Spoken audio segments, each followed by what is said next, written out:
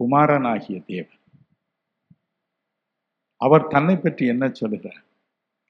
வெளிப்படுத்தின விசேஷம் 1:11-17 பாருங்கள். அவர் என்ன சொல்லுகிறார்? நான் முந்தினவர், நான் பிந்தினவர். பிதாவாகிய தேவன் பழைய ஏற்பாட்டில் சொல்லும் அதே காரியத்தை குமாரனாகிய தேவனும் சொல்கிறார். இன்னும் நீதிமொழிகள் 8:22, 23, 24, 26, 30 இந்த 5 வசனங்களை வாசித்து பார்.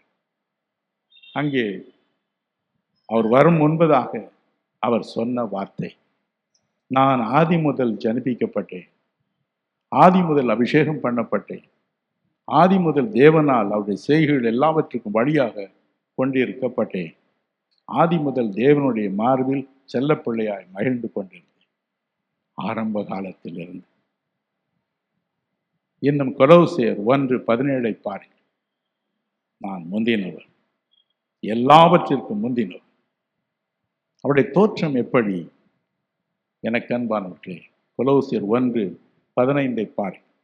எபிரேயர் 1:3 பாருங்கள். இதன்படி அவர் ஆனால் காணக்கூடாத அதரிசனமான தேவனுடைய தற்சுரூபம், அவருடைய மகிமையின் சொரூபம், அவருடைய மகிமையின் பிரகாசம். எனவே தான் அருள்நாதர் இயேசு சொன்னார், யோவான் 14:9, 12:45, என்னை கண்டவன் காணக்கூடாத பிதாவை கண்டான், காணக்கூடாத அதரிசனமான தேவனை கண்டான் என்று சொன்னார். அதே சமயத்தில் யோவான் 10:30, நானும் என் பிதாவும் ஒன்றாய் இருக்கிறோம், நானும் என் பிதாவும் ஒன்றாய் இருக்கிறோம், நாங்கள் மூவர் ஆனால் ஒன்று. எனவேதான் அருமை இரட்சகரின் பிறப்பை குறித்து நாம் வாசிக்கும் பொழுது 1 தீமோத்தேயு 3:16 சொல்கிறது, தேவன் மாம்சத்தில் வெளிப்பட்டார். அதே காரியத்தை ரோமர் 9:5, 1 யோவான் 5:20 இந்த வசனங்கள் கூறுகின்றன. கிறிஸ்துவின் பிரசன்னத்தை குறித்து பேசும் ஏசாயா தீர்க்கதரிசி அவர் உலகில் தோன்றும் 1000 ஆண்டுகளுக்கு முன்பதாக இப்படி சொன்னார், தேவன் நம்மோடு இருக்கிறார். மத்தேயு 1:23, தேவன் நம்மோடு இருக்கிறார். அவருக்கு இம்மானுவேல் என்று பெயரிடுவார்கள். இம்மானுவேல் என்பதற்கு தேவன் நம்மோடு இருக்கிறார்.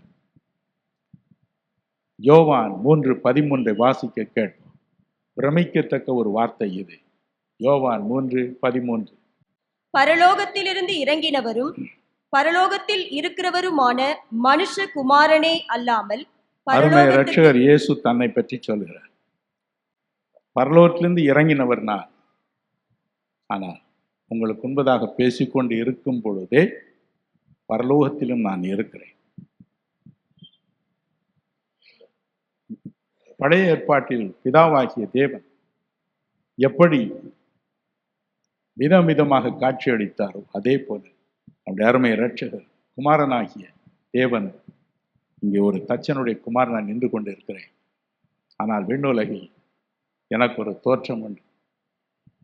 என்ன ஆச்சரியமான ஒரு காரியம். கொஞ்சம் நேரம் எடுத்து 2 வசனங்களை நாம் வாசிக்க கேட்போம். தானியேல் 7:9-13. 9 பிதாவாகிய தேவனை பற்றி நாம் வாசிக்கிறோம். 13 குமாரனாகிய தேவனை பற்றி வாசிக்கிறோம். நன்றாய் கவனியுங்கள். நான் பார்த்து கொண்டிருக்கையில் சிங்காசனங்கள் வைக்கப்பட்டது, நீண்ட ஆயுசுள்ளவர் வீற்றிருந்தார். நீண்ட ஆயுசுள்ளவர் வீற்றிருந்தார். அவருடைய வஸ்திரம் உறைந்த மழையை போலவும் அவருடைய சிரசின் மயிர் வெண்மையாகவும் பஞ்சை போல துப்புரவாகவும் இருந்தது. இது பிதாவாகிய தேவனை பற்றிய ஒரு விளக்கம். 13வது வசனத்தை வாசிக்க கேட்போம். ரா தரிசனங்களிலே நான் பார்த்து கொண்டிருக்கையில் இதோ மனுஷ குமாரனுடைய சாயலான ஒருவர் வானத்து மேகங்களுடனே வந்தார். மனுஷ குமாரனுடைய சாயலுள்ள ஒருவர் வந்தார். அவர் நீண்ட ஆயுசுள்ளவர். இம்மட்டும் வந்து அவர் சமீபத்தில் நீண்ட ஆயுசுள்ளவர் மட்டும் வந்து பிதாவாகிய தேவன் உட்கார்ந்து இருக்கிறார். அப்பொழுதே குமாரனாகிய இயேசுவும் அங்கு இருக்கிறார். ஆதி முதல் எத்தனை மகிழ்ச்சி. நல்லது. தேவனுடைய சுபாவம் பால் கொடுக்கும் ஒரு தாயின் மார்பை போன்ற மார்பை கொண்டவர் என்று கண்டோம். அருமை இரட்சகரை பற்றி என்ன? கலாத்தியர் 2:20 பாருங்கள். என்னில் அன்பு கூர்ந்து எனக்காக தம்மையை ஒப்பு கொடுத்த தேவகுமாரன். என்னில் அன்பு கூர்ந்து எனக்காக தம்மையை ஒப்பு கொடுத்த தேவகுமாரன் என்று பவுலடிகள் கூறுகின்றார். இன்னும் ஒரு அருமையான வேதவசனம் கிறிஸ்துவின் அன்பை பற்றி உண்டு, வாசிக்க கேட்போமா? 1 யோவான் 3:16. 1 John chapter 3 verse 16. அவர் தம்முடைய ஜீவனை நமக்காக கொடுத்ததினாலே அன்பு இன்னதென்று அறிந்திருக்கிறோம். அவர் தம்முடைய ஜீவனை நமக்கு தந்ததினாலே அன்பு என்ற பதத்திற்கு அர்த்தத்தை நாம் அறிந்திருக்கிறோம். எப்படி தேவனாகிய பிதா அல்லது பிதாவாகிய தேவன் இருக்கிறார், அதை போலவே குமாரனாகிய தேவன் இருப்பதை இங்கு நாம் கண்டு மகிழ்கிறோம். எத்தனை மகிழ்ச்சி! நான் ஒரு சிறு கிராமத்தில் இருந்து புறப்பட்டு வந்தவர். ஒரு நாள் என் தாய்க்கு ஒரு பயங்கரமான மயக்கம் வந்தது. அவருடைய பற்கள் இரண்டும் பூட்டி கொண்டன. அப்படியே மயங்கி விழுந்து கிடந்தார். பல மணி நேரங்கள் ஆயிற்று. அந்த ஊரில் உள்ள நாட்டு வைத்தியர் ஓடி வந்தார். நாடி பார்த்தார். கடைசி ஒரு காரியத்தை சொன்னார். நான் கொஞ்சம் சூரணம் கொண்டு வந்திருக்கிறேன். பயங்கரமான சூரணம் இது. அதை வாயில் போட்டு மெல்ல வேண்டும், மிளகோடு மெல்ல வேண்டும். யாராவது மென்று அதன் பிறகு அந்த சுவாசத்தை அம்மாவுடைய நாசியிலே ஊதினால் கண் திறப்பாள் என்று சொன்னார். ஆனால் யார் தன் வாயில் இந்த சூரணத்தை போட்டு மெல்லுகிறார்களோ அவருடைய நாவெல்லாம் வெந்து போகும், உள் உதடுகள் எல்லாம் வெந்து போகும், பல நாட்களாகும் புண்கள் ஆற என்று சொன்னார்.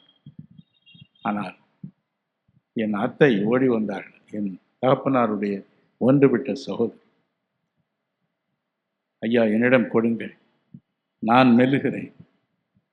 என் நாவு போனால் போகட்டும், என் உதடு போனால் போகட்டும், என் அண்ணி கண் திறக்க வேண்டும், என் அண்ணி சாகக்கூடாது. வாயில் போட்டு மென்றார். கொஞ்ச நேரம் ஆனவுடன் இந்த வைத்தியர் சொன்னார், இப்பொழுது ஊது என்றார். ஊதினாள். என் தாய் கண் திறந்தார். எல்லாருக்கும் பெருத்த மகிழ்ச்சி. ஆனால் மறுபக்கம் என் அத்தை துடித்து போனாள். துடித்து போனாள். அன்று மட்டுமல்ல, பல நாட்கள் நாக்கு வெந்து போயிற்று. வாய் முழுவதும் உள்ளே புண்ணாகிவிட்டது. தடுமாறி போனாள். ஆனாலும் அதை பற்றி கவலையே படவில்லை. அன்னை படைச்சிட்டாங்களா?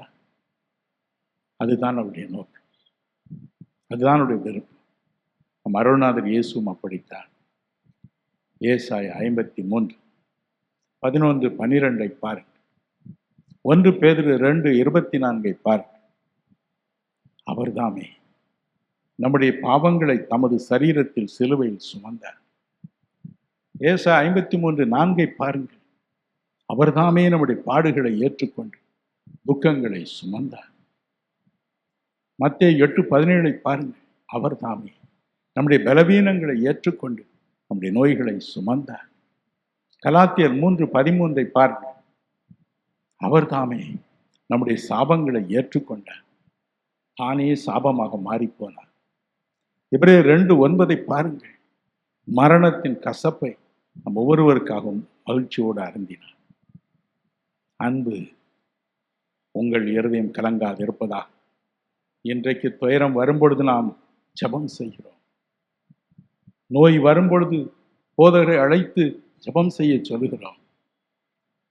ஏன்?